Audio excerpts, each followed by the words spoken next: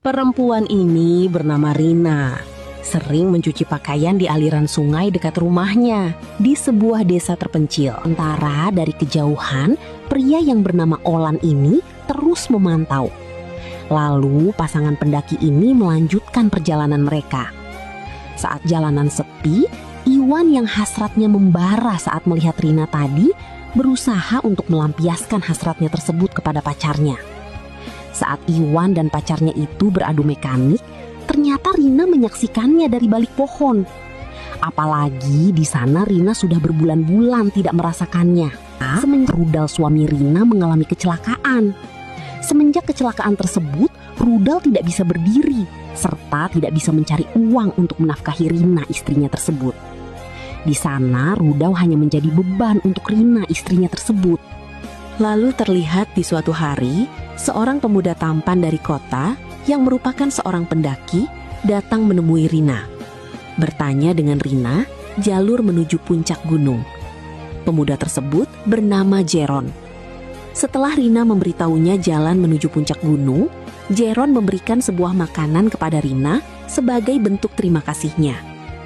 Rina berterima kasih kepada Jeron. Lalu Rina mengajak Jeron untuk pergi bersama, karena jalurnya searah dengan jalur rumah Rina. Jalan berjalan, tiba-tiba kaki Siti tersandung dan terkilir. Melihat kaki Rina yang terkilir, Jeron berusaha membantunya. Ternyata di sana, Jeron adalah mahasiswa kedokteran yang paham tentang pemijatan terapis. Tapi setelah itu, Rina berusaha menarik perhatian Jeron. Di sana Jeron sempat menolak, karena dirinya belum pernah melakukan perbuatan-perbuatan seperti itu. Tapi Rina terus merayu Jeron. Di sana terjadi pergaulan bebas. Pria itu akan berjanji akan memberikan apa yang Rina mau.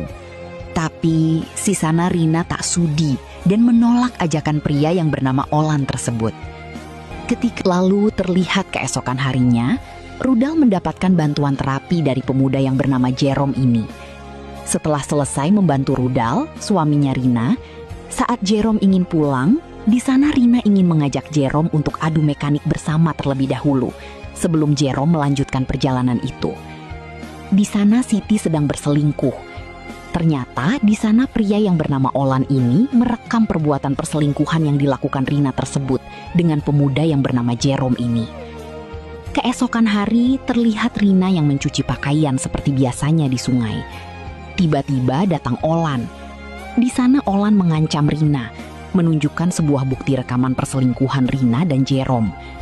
Olan ingin memberitahu perselingkuhan Rina kepada suaminya. Lantas di sana Siti memohon kepada Olan agar Olan jangan memberitahu perselingkuhannya itu kepada suaminya.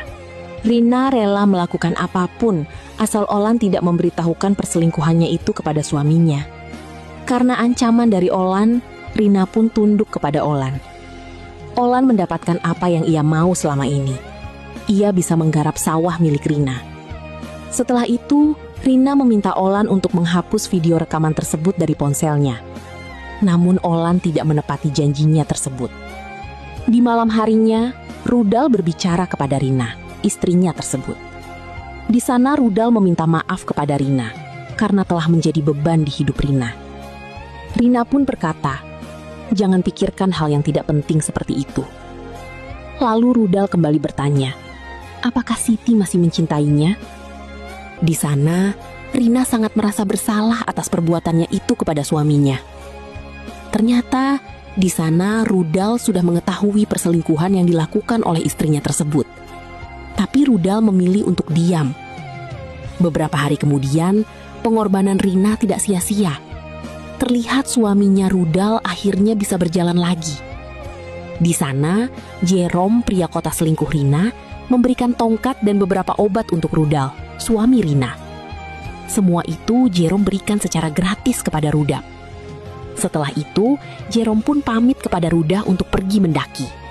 Seperti biasa, Siti akan mengantarkan Jerom menuju bukit.